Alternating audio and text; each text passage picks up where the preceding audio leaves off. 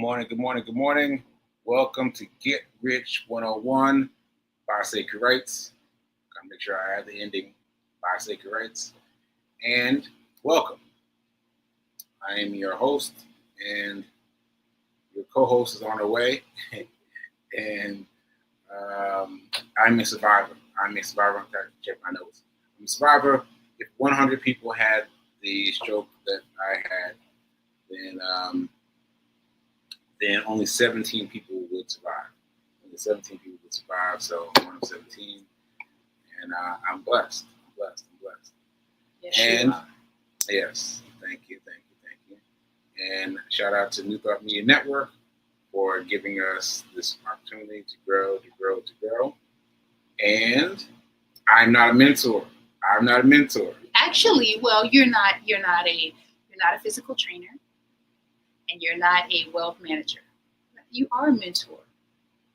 Yeah? Yeah. Mentor, huh? Yeah, you are a mentor. So you've mentored many adults, and you're in the process of mentoring many more children. You've mentored the children at Fisk Mini College. You've mentored the kids with Demetrius's Transformation Life Center. You got to come to that, because that was amazing to see. Like the room filled with little kids. No, not teenagers. Like, those little kids. Yeah. So he's got those, but also he's got college age kids. Oh yeah, that's right. So he's got everybody. Everybody. You are a mentor, sir. Okay. So anyway, I am not your financial advisor. Yes. So I challenge you to take these snippets that I'm giving you, take them to your own financial advisor and get them. Who would you recommend people? So when I thought my first introduction to a financial advisor was someone who was wanting to sell me life insurance. And so I think sometimes the waters get a little muddy because they would consider themselves wealth managers, financial advisors. And maybe they are, but that's not what you're talking about, right? Well, I'm smiling because all those things sounded the same to me. Like, I was like, I don't know. See, the way I thought about it was, these people who are doing wealth for people who are already rich. Mm-hmm. And I had to get rich before I could open the door to these people, right? Yeah. No. No. These people are there to help you get rich. Yes. To help you get rich. And so I'm laughing because I had it completely wrong. I just shared that this morning during my live in my Her Story group, that oftentimes people think that you get a wealth manager when you get money. Yes. And no, that's how you get money. Right. And that's how you transform your relationship with and to money, is by having these conversations. And that's the thing, it's just a conversation. Yeah. You're not signing the dotted line saying I do. You're not making a commitment. You're not buying anything. You are literally being willing to have a conversation. Yeah. And I was willing to have a conversation around life insurance because I got life insurance. However, no one, or maybe I just didn't understand how life insurance could be a wealth building vehicle. How life insurance could be a wealth building vehicle. Mm-hmm. Yeah. Either while you're here or after you leave this earthly plane. Right. Yeah. Right. And it can build wealth for you while you're here, and definitely when you leave. Yes. Yeah. So what were you asking about? What would you suggest? Like, if someone is listening and they're like, okay, what's up, Tyrone? If someone is listening and they're like, okay, he keeps saying wealth manager, wealth advisor. Who is that? Where do I go? Tyrone, do you have a wealth manager? Do you have a wealth advisor? So I'm going to tell my story again, our story. Okay. It's funny because I've been walking past this place on 42nd Street for years, and it took years for it to register. Right, first I'm just walking by the building, no awareness of it. Then I became aware of it. Right, Yeah. and then I was like, I would stop by, and I would go there on the weekends. I would stop by and look inside. And it's always closed on weekends. Always closed. Because it's like, not a bank. Yeah, it's It not is a not bank. a bank. So I was just wondering, like, what are they doing in there? What are they doing in there? And I was like, I got stock. I don't know.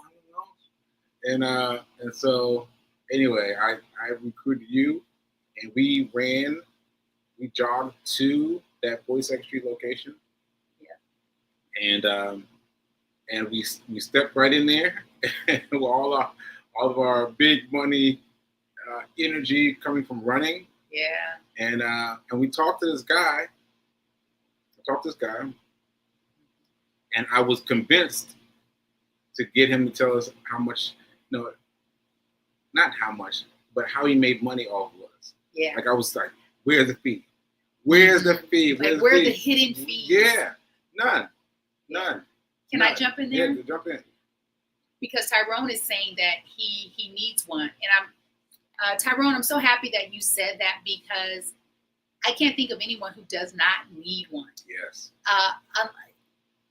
The person who knows the most about money still needs more knowledge and more tools, because the money game is changing every day. There was a time, y'all, when there was no money, when we used things as leverage to buy and to receive. Things like animals, things like services. And so now with the new invention of digital currency, we all need to know more about money. But you gotta be ready for it. So here's what I wanna add to this story. When Sekou and I went into Charles Schwab, I was going as like the interpreter. Yeah, well, you were, because my language at the time was much worse than it is now. Yeah, we're not claiming worse. Okay. It was different. And so I was going to help Sekou understand what the person that we were going to sit down with was saying. Yeah. And I was, so I was going to support Sekou. I had no idea that I would walk out of there with a wealth manager, that I would walk out of there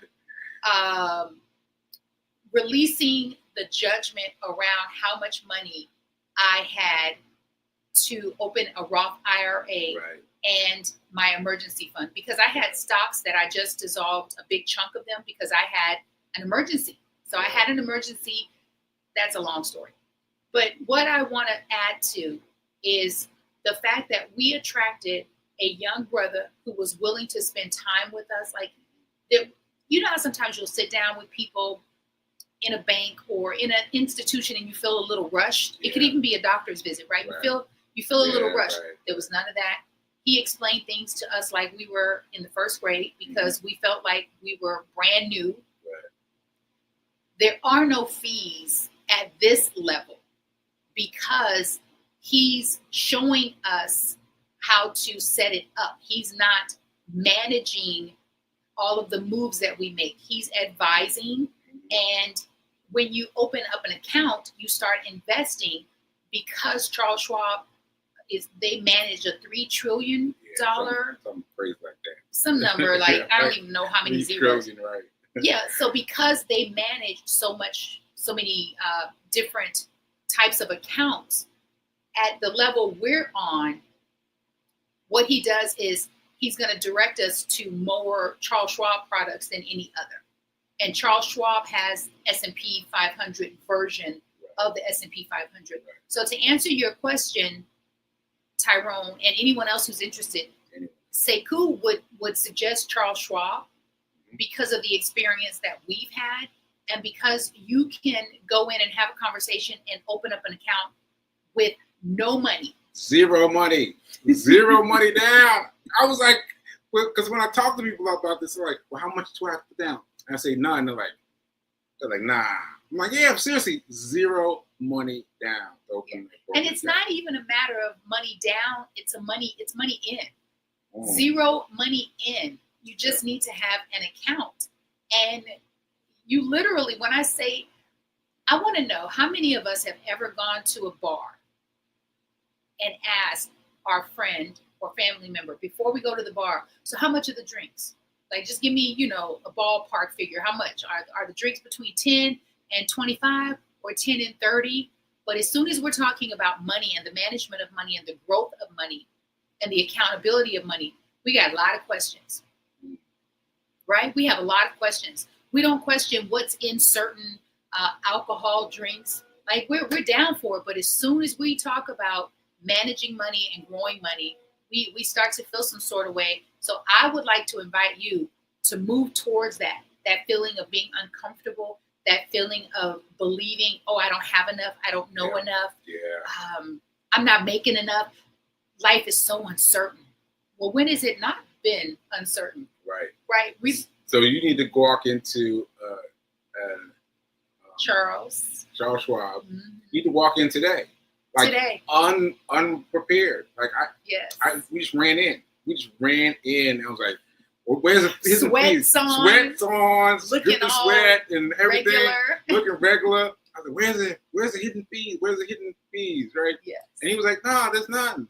And I kept asking him, no hidden fees, no any kind of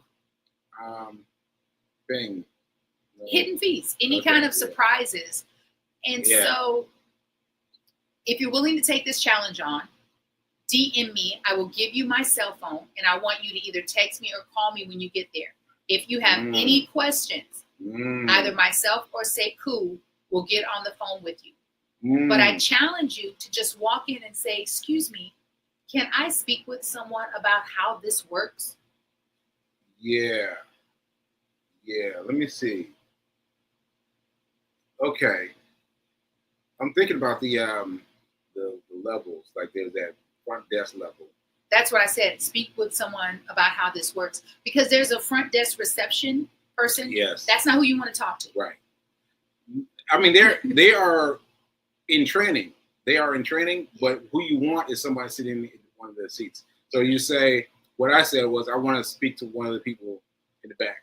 I mean, that's basically what I said. I was like, I want to speak to one of those people. And remember that they are there to help you. They really are there to help you. Most wealthy people, most successful people are here to help.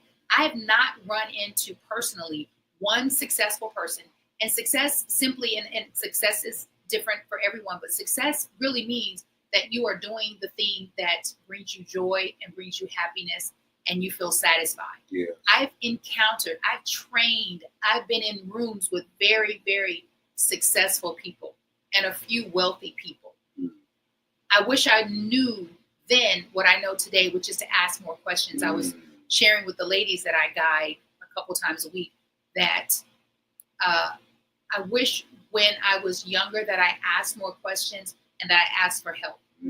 Help and more questions. Me too. Me too. I've been in such great company around such great people, and I just was just like, but I didn't ask. I didn't ask, and I wish I would have asked. And the people that I didn't ask, but I had the energy of curiosity, were willing to pour into me.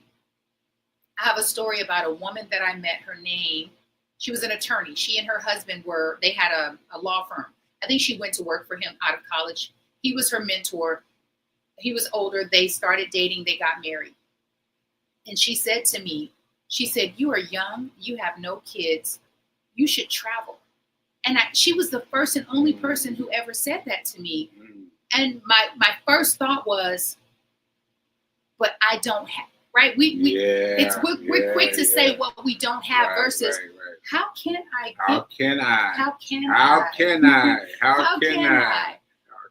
Because she planted the seed though, and it was the way she looked at me. It was with so much belief. And it was as if she was kind of living vicariously through me, as if she was saying, I wish that I didn't have the responsibilities that I have, and I wish that I had the freedom to travel. You ought to take this for granted. That woman planted that seed, and do you know, within a year, maybe a year and a half, I was traveling. Wow. And I was making $8 an hour. Wow. And took myself to Italy. That's great. Yeah. Because it was top of mind. I no longer focused on, well, I can't afford, I don't make enough. I went into the mode of, how can I? Yeah. Okay, how can I sacrifice? How can I make more money? How can I bring in more revenue? Just how can I? And it starts with the transformation of your mind, believing your mindset. that, okay, if God gave me this desire, this wanting, this belief, then surely there's a way to make it happen. Right? We got roads out here. We have planes in the sky. We have TV. We're watching. People are watching us from their screens, their computer screens, their phones. Surely we can accomplish any and everything. I believe. Sure. Yeah. So I want to point something out.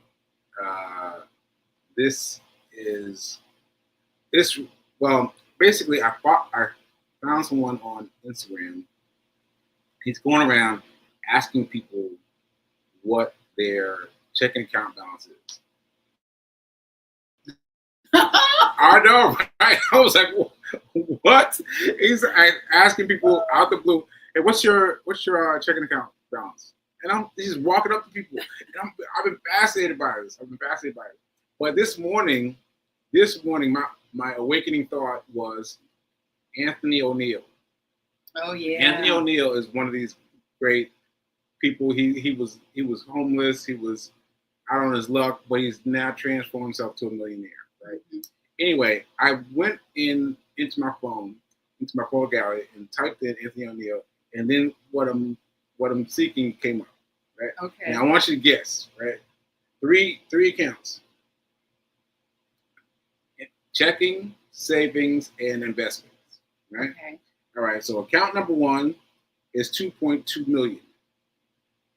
So you want me to tell you what account I think has the 2.1 million? Yeah. But 2.2 million, right? 2.2 million. Yep. And then 100,000, and then 53,000. So those are the 3 accounts: investment, checking, and savings. Now, I'm just going to say that this is what opened my eyes this morning. I just zoomed in and I went right to Anthony O'Neill, and let me tell you again: 2.2 million, 100,000, and 50,000. Okay, so the question again is: this person has 3 accounts. They have a checking account, they have a savings account, they have an investment account. Right. They have 2.2 million in one of those accounts, 53,000 in another account, and 100,000. And 100,000. So I believe, the 2.2 million better be in the investment account. Okay. And then the savings is 100,000, and then the checking is 53,000. But that just sounds, is that? Boom! She got all 3. And do I win $100? Do I win date night? Date night, yeah. Okay, all right. But so what I'm saying is that neither one of us would have given the right answers before. Oh, please. We would not have given the right answers before. But we had to change your mindset, and your biggest account has to be your investment account. The biggest account has to be the investment account. You just got to put more and more and more towards the investment account. Yeah. And so that's how you get to knowing what King just did. She's like, well, yeah, she got it right. I tell you, one of the things, I just want to say hi to some folks. What's up, Sandy? What's up, Cheryl? So I believe that if we make learning about money and the possibility of what money can provide for your life more fun, then more people will be on board. And I think also there's such a division between the haves and the have-nots that make the have-nots not as interested, because they see that there's such. So I'm going to give you an example. When I lived in Baltimore, never before had I experienced the haves and the have-nots living in such close proximity. And I was just like, what is, I've lived everywhere. I've traveled. I've never experienced the haves right here and the have-nots right here. And no one is even pouring into the have-nots, telling them that, this is possible for you. So the community is not edifying that what's possible. The school systems are not. The community centers, the banks, even the environment. So the have-nots who live right here, and the haves live right here. The have-nots are right here. The have-nots have big, lush, beautiful trees. They have green grass. Things are growing. The have-nots, stuff is dying. It's brown. There are no trees. If there are trees, there are barely any leaves. And so you look at the haves as if it's so close, but yet it's so far away. And I have no idea how to get it. And I got 3 jobs. I don't even have enough hours in the day, because you really believe that that's the way to get it. It's to work, right? and to work hard, and work long, and it's arduous. And then we glorify working. Oh, I'm out here hustling and grinding. Oh, I'm out here getting it. No, you're not. No, I wasn't. I wasn't out here getting it. I was getting more exhausted is what I was getting. I remember this story just a second ago. I was in Nashville during the pandemic, and I had just finished a day's work doing DoorDash. Right? That means picking up sandwiches, delivering sandwiches. We know what it means. Just making sure, because you told me to make sure I let people know that I wasn't working at DoorDash. Corporate, yes. Like doing the meat of the work. This double degree man. Yeah. Yes. Right, let me say that again. This double degree Morehouse man. Yeah, was out there delivering sandwiches, right? And so I pulled into my driveway, and I was talking to my boy, and we were talking about money, and he started talking about he's making more money, he's doing some other thing, and I was like, man, I gotta get it. I get it. I gotta get more. And so then I drove back out the driveway to turn the app back on. Oh, I've done that. Yes. Because I was like, I got to get this money. So you find yourself chasing versus attracting. Yes. And then because we're so many of us are in survival mode, we won't even slow down enough to ask ourselves and source, what do I need to do different? Who do I need to become in order to get a different result? Because Sekou, I was doing the same thing. Yeah. I mean, listen, I was taking 2-hour naps in East Potomac Park in DC so that I could work more, so that I could make more. It's like that there was this commercial back in the day about why someone does drugs. So I can have more energy, so I can work more, so I can earn more, so I can make more, so I can do more drugs. It's this vicious cycle. Yeah, there was a commercial during, I want to say Ronald Reagan, they had that anti-drug campaign. So there was a commercial, a blue-collar businessman was saying that he does cocaine so that he has more energy, so that he can work more, so that he can make more, so that he can get more drugs. Crazy. So that, and you're chasing. But I feel like when we were doing all the gig work, Uber, Lyft, DoorDash, Uber Eats, for those who are doing their own version of gig work, you're constantly chasing your tail. Yes. And the operative word is chasing. So you put in more hours so that you can maybe get overtime. Oh, and that overtime, they're going to tax you on that overtime. So that overtime that you think you're getting, like when you get your check, you're so disappointed. You're like, oh, wait a minute. And let me tell you all, for those of you who are listening, what happened then when I was pulling back out to go do some more door dashing, what I did was I put 10% away. Now, at the time, it was just like just away somewhere in the house, like not in the house, but savings account. Okay. Like I was just just a little bit of something. but I didn't have to take that money back out. Because you don't even miss it. Yeah. And so that's what happened. That's what happened. It kept on happening. And so I'm here to tell you. It's not about how you make the money. It's not about how you make the money. Mm-hmm. It's about what you do with the money you make. Yeah. That's a good one. And ever since you said that, I think about that a lot, Sekou. So I'm less focused on how I make the money, but what I do with what I make. And I want to share this because there's a lady who's watching. Her name is Sandy Daniels. I met Sandy when I was doing plays. And remember I was telling you last night or the other night that I did a play with the lady from Mary Mary? Mm-hmm. So that was Sandy's play. She was producing that play. Okay. Great experience. And it was like a Tyler Perry moment for all of us because it was the first time for me doing a play and getting paid for rehearsals. Like you would do a play, you wouldn't get paid for rehearsals or the performance. Mm. And so I was like, wait a minute now. Wait a minute. You're going to pay me to show up to rehearse? Right. And pay me to perform? Yeah. Shout out to you, Sandy Daniels. Shout out. But that's not the story I want to share. Sandy was telling me, and I was not listening because I thought it was impossible. Mm. And Sandy said to me, Fee, you need to buy property somewhere. It doesn't have to be LA. Because I was like, well, it's so expensive. She's like, Sandy owns a lot of property in St. Louis. Mm. So I was renting. She's from St. Louis? She's from St. Louis. I was renting an apartment from an actor in Calabasas. Calabasas, yeah. I almost said Calabasas. Calabasas. He was an actor who had not acted in a long time. And he was in a hit movie, big movie. And she got him to invest in property in St. Louis. And that is how he was able to stay more than afloat. Wow. And I was resistant. I didn't believe.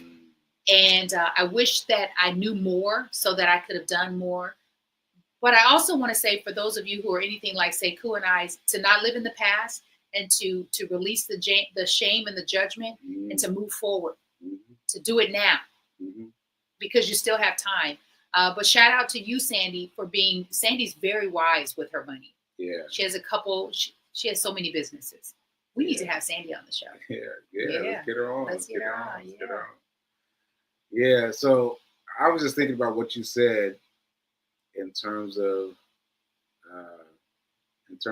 Sandy and her offering you the opportunity to buy property in St. Louis. In St. Louis, right. So she was offering you like a house or something? Mentorship. So Sandy's the type of person, she, speaking of successful people who love helping people, that is Sandy. So a lot of wealthy, successful people, they really enjoy helping people, but you got to ask. Yeah. Because they don't know that you want to know more, that you want to become more. So I don't know. Only Sandy could tell us what her intentions were. She owned a lot of property in St. Louis. And so I don't know if that looked like her selling me one of her properties or teaching me how to obtain a property. Because one of the things that I know for me has gotten in my way around buying is the upfront 10% or 20% down. And if you don't come from a family of buyers, then you just don't know. And as I say that, I've forgotten that my mom did buy her house and she wanted to sell it to me. Oh, wow. Yeah. And I was like, no, I'm not. Whoa. Wow. No, I was like, ain't nobody coming back to Omaha. Had no idea how the game worked. Yeah. And even that's only part of the game. Because I was invested in real estate, but I only knew. So we can't skirt over that. He loves to skirt over that. He bought a whole apartment building, a 10-unit building. Yeah, that was what I did with the money that I made from my first real estate purchase. But I didn't know what to do with this money. And so I bought this apartment complex. And I shouldn't have, well, Don't shouldn't, don't should. Yes. Yeah. So I could have asked someone what to do with the money. I could have, instead of trying to do it all myself. Right. That's the important thing. But I think that I didn't. First of all, I didn't do that. I didn't ask anybody. I didn't ask anybody until I got way behind the 8 ball, right? And then I didn't. I didn't. I don't know.